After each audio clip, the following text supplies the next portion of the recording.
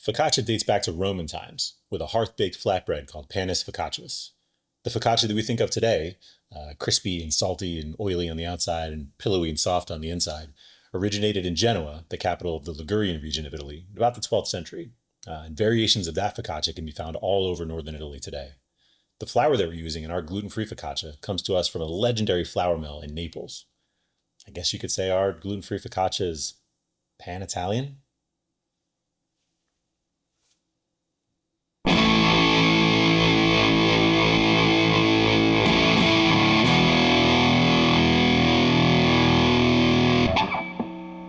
Welcome back to Jay vs. Gluten, where today we are serving up not only terrible puns, but hopefully some pretty good gluten-free focaccia. I love focaccia. I've been making it for a very long time, especially when I need to make bread or sandwiches for a big group of people.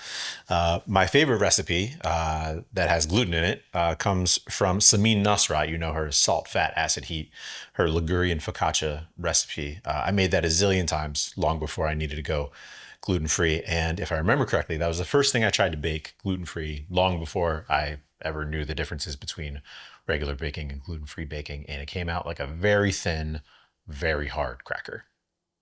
Luckily for all of us, my focaccia baking skills have improved greatly. And I am here to share with you today my favorite gluten-free focaccia recipe, which comes to us from the Caputo company, the legendary 100-year-old Neapolitan flour mill that makes some iconic bread and pizza flours and pasta flours that all have gluten in them, unfortunately. But back in 2010, they introduced a now iconic gluten-free flour that we're going to talk about right now. This being bread, you need some water, you need some yeast, you need some salt, you need a little bit of baking soda, you need some decent olive oil, you need a very specific brand of gluten-free flour. This is Caputo Fioreglut gluten-free flour blend. And if you've researched or shopped for the best gluten-free flour blends that are out there, you have no doubt run across this somewhere on the internet or out in the real world in a store. If you're trying to make an Italian bread that is gluten-free, either pizza dough or ciabatta, or like us today, focaccia, I'm not gonna say that this is irreplaceable, but in the pizza world, Caputo 00 pizza flour is kind of iconic and irreplaceable. And this is the closest thing that exists in the gluten-free world to that. In fact, if you've ever been to like a pizzeria in a bigger city that had gluten-free pizza and you walked out thinking it was the best gluten-free pizza you ever had, there's like a 95% chance that they were using this in the pizza dough. Two things to note about Caputo Fioreglut flour. Number one, it is gluten-free, but it is not wheat-free. In fact, the first ingredient on the label, gluten-free wheat starch. With an asterisk that says this meets the FDA requirements for gluten-free foods, which is 20 parts per million in one serving size. Now, how can something that has wheat in it not have any gluten in it? Going back to middle school science class, biology class, a wheat grain is made up of 3 layers. This is a little bit of an oversimplification, but there's the outside, the fibrous outside called the bran. There's the fat and protein packed middle called the germ. And then there's the stuff in the middle, the starchy stuff in the middle called the endosperm. I guess Caputo's found out a way to kind of separate that starchy endosperm from the protein and the gluten and the gliadin and whatever else that's in the rest of the wheat to get it to a point where it's gluten-free. Pretty cool, if you ask me, but it's also, unfortunately, kind of a less inclusive form of gluten-free flour. If you have a gluten sensitivity or if you have celiac, like me, you can have this, but unfortunately, if you have a wheat allergy, this is not for you.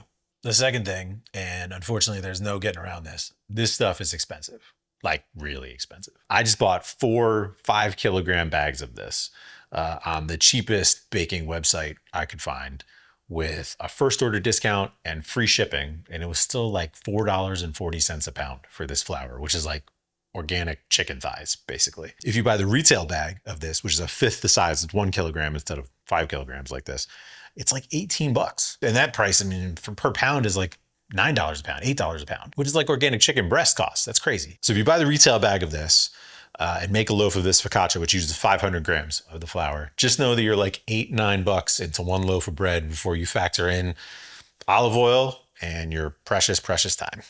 I said it was good bread. I never said it was cheap bread. The other important ingredient in focaccia is, of course, extra virgin olive oil. There's a lot of olive oil that goes into focaccia. Focaccia is like fried almost on the outside as much as it's baked on the inside. So it's important that you're using decent stuff. And make sure you like the flavor of it. Just because it's decent doesn't mean you're gonna think it tastes good. I stand for Costco and for their Kirkland extra virgin olive oil. This stuff is at the top of, or at least on every list you want to find for the best olive oils out there for the money. There's a lot of fake olive oil out there. This stuff is legit. All right, let's get started. You're gonna need your stand mixer for this one. I'm gonna use my dough hook, but your paddle attachment would also work. You can do this by hand, but I hope you're ready for a workout. All the dry ingredients go in the bowl first. I'm gonna do this with the mixer, so the dry ingredients don't fly absolutely everywhere. 500 grams of bread flour go in, along with the salt and the yeast and the baking soda. We are gonna whisk that together just to make sure that, especially all the yeast is kind of mixed through. And we're gonna go back on the mixer with the dough hook.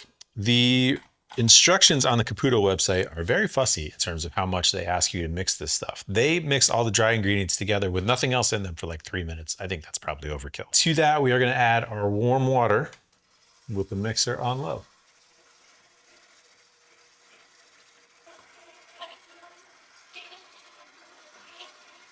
You're gonna let that mix for about 3-4 minutes. You stop maybe halfway through to scrape everything down. Stop to scrape down the bowls, the sides, scrape up the bottom. There's probably dry flour in the bottom. I don't care how fancy your mixer is.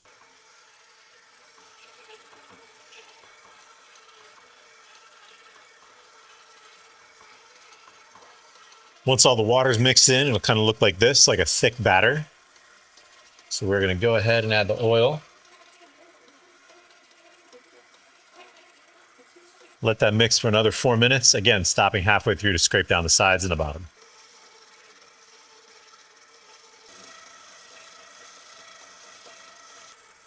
All right, this is what we're looking for. When the dough is finished mixing, when the oil is finished mixing into the dough, it should look like this. Should look kind of thick and stiff, almost like vanilla soft serve. Again, you're not looking for it to look like a dough. You're looking for it to look almost like a thick batter, which is what we have here. So we are going to cover this with plastic wrap and put it in the fridge for about 30 minutes.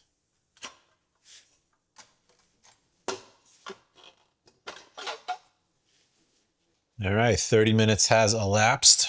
And here is our focaccia dough after some time in the fridge. It's time to put it in the pan. We're gonna use a 10 by 14 quarter size sheet pan. If you don't have anything that's this size, just kind of get as close as you can. You can use like a casserole dish or something like that. But this is gonna give us that nice crisp crust. A couple tablespoons of olive oil go right in the bottom, and do not be shy. Something like that. And then spread it all around. You can use your hands, actually. It's probably easier. And just spread it around with your hands, because you're gonna need your hands to be oily for the next step, where we put the dough in the pan. You're gonna wanna get all the way up the sides. All right, so something like that. In with the dough. Don't worry about deflating the dough if it's risen a little bit. You're gonna pat it out, so you're gonna kind of push all that air out of it anyway. So spread it all around, flip it over, kind of get it all coated in that oil. And then we're gonna pat it out into all of the corners and all of the sides. Make sure that you even out all the thick spots and the thin spots, because those thick and thin spots will transfer to the final focaccia later, and we want this to be as even as possible. I like to kind of pat down these ridges that form on the edges, kind of tuck them back in. This is where you're going to give this guy those signature Ligurian focaccia dimples with your fingers. So you go all the way down. Sometimes I like to turn 90 degrees, kind of do it again. There you go. We're going to cover this in plastic, and we're going to let it rest for about an hour. In the meantime, preheat your oven to about as high as it'll go. For me, that's 500 degrees Fahrenheit. Yours might go to 550 Fahrenheit. And put either a baking steel or a baking stone, or even just like another upturned sheet pan like this, maybe a half-size sheet pan, one that's a little bit bigger. Put that on the bottom rack of your oven, and I'll see you in an hour once this guy has proofed. All right, 1 hour of rising has elapsed, And here's what our focaccia looks like. It's nicely puffy. I'm not going to take the plastic off, but at this point, if you want to add any toppings at all to your focaccia, so olives or cheese or herbs or chopped up salami or whatever, now's the time to do it. And put it back in that same warm spot to rise for another 30 minutes. See you then. All right, friends, our last proof is done. My cat is getting impatient in here for this bread. We are at maximum poofiness. The only step that we're gonna do before this goes in the oven is I'm gonna hit it with a little flaky salt. Maybe a lot of flaky salt. It's gonna get everywhere. My wife is gonna kill me. Into the oven, 500, right on the baking steel. It's gonna take like 15 minutes, but maybe check it after 12 or so. Could go as long as 18, but I'll see you back here in like 15 minutes. All right, after about a 15-minute trip in the oven, we got focaccia. Looks great, golden brown. Give it like 15 minutes to cool. I'm gonna take this out of the pan to cool so it doesn't kind of steam up from the bottom. It is possible that some edges of this might be a little bit stuck to the pan. So just kind of work those free. Either a little thin spatula or a knife or something. And then this should come out of the pan. Fingers crossed.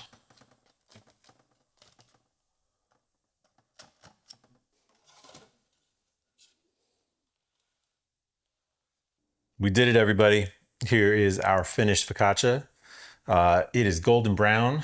It is dimpled like traditional focaccia. It is bedazzled in flaky Malden sea salt like traditional focaccia. It is flexible and squishy. It is crisp. It is oily. And in the spirit of full disclosure, I may have brushed it with a little bit of additional olive oil after I came out of the oven for a little beauty shot. But the real test is, how's it taste? Let's cut into it and find out.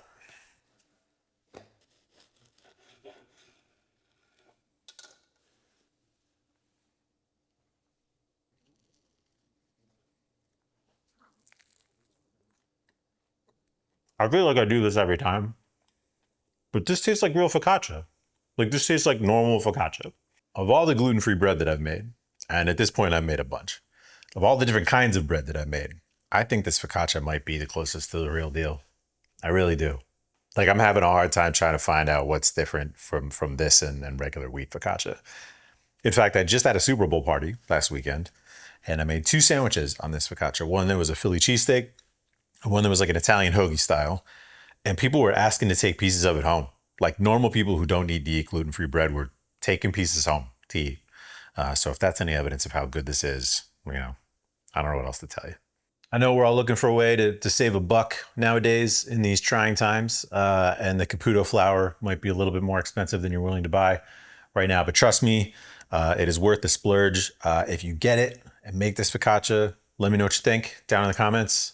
Until next time, J versus Gluten. Adios.